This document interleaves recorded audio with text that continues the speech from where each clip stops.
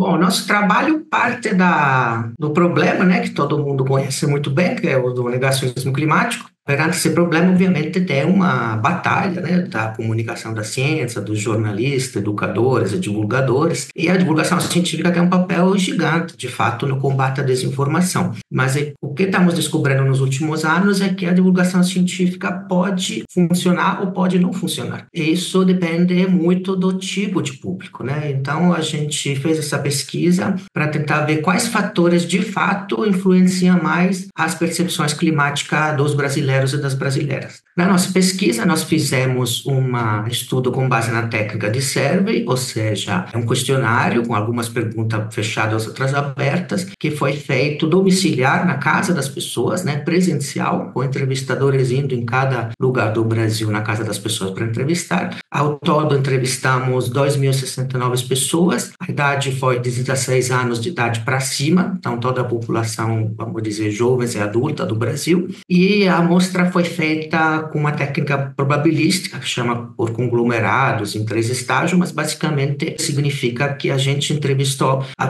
porcentagem de homens e mulheres, de pessoas nas várias faixas de idade e com as diversas escolaridades, proporcional àquelas que, de fato, em cada município, em cada região, corresponde ao censo ou à PNAD, né, que é a pesquisa domiciliar da IBGE. E vamos aos resultados, então, né? Em primeiro lugar, né, nós detectamos que no Brasil, como a gente já sabia por outras pesquisas, né, o negacionismo climático é muito mais baixo que em outros países. Então, mais de 90% dos brasileiros acreditam que as mudanças climáticas estejam acontecendo, mas tem uma fração de 12%, então pequena, mas preocupante, de pessoas que acreditam que são causadas principalmente por mudanças naturais do clima. A outra coisa interessante que a maioria da população, em todas as faixas de idade e de escolaridade, né, concordam também que são fenômenos, além de existir, né, são fenômenos sérios. Então, o panorama no Brasil é de uma população, em grande medida, ciente e preocupada. Agora, vamos ver, né, o que acontece com esse 12%, por exemplo, que acredita que é um fenômeno natural, né? Para medir isso, a gente construiu algumas variáveis, além de tentar ver se essa opinião muda com a escolaridade, com a idade, com o gênero, com a religião, né, com essas variáveis sociodemográficas, a gente construiu alguns indicadores que ajudam a ver também os valores das pessoas e o conhecimento.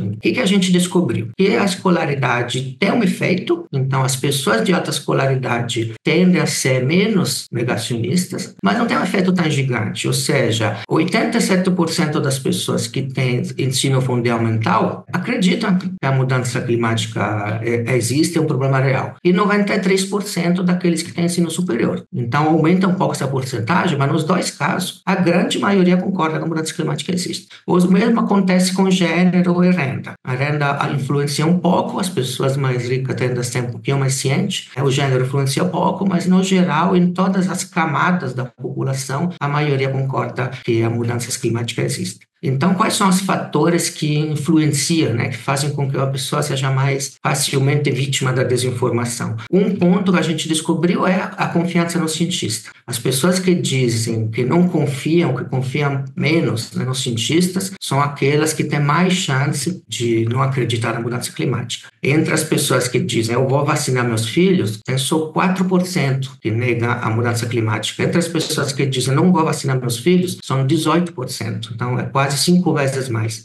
As pessoas que são favoráveis à paridade de gênero também são muito menos negacionistas. E, por fim, né, a gente viu também a questão dos valores de tipo econômico, né, que as pessoas acham sobre se o Estado ou o mercado, né, devem se ocupar da justiça social, da distribuição de renda, né. As pessoas que concordam mais com a ideia da autorregulação do mercado para resolver problemas sociais são aquelas que têm mais chance de acreditar que as mudanças climáticas são naturais. Então, digamos, resumindo, o que significam esses resultados? Eles são indício importante que a comunicação da ciência, a divulgação científica não funciona como uma panaceia, não tem o mesmo resultado para todo mundo. Isso já era conhecido, só que a nossa pesquisa permite identificar quais grupos precisariam de que tipo de mensagem. E para esses outros grupos minoritários, mas que foram de fato vítima de uma desinformação, a gente viu essa relação bastante mais forte com esses valores políticos, morais, do que com a mera alfabetização científica. Então, a mensagem precisa focar não só nos aspectos de vou te passar os dados, os fatos científicos, mas nessa dimensão política, porque está bastante claro, então, que algumas pessoas são mais vulneráveis à desinformação,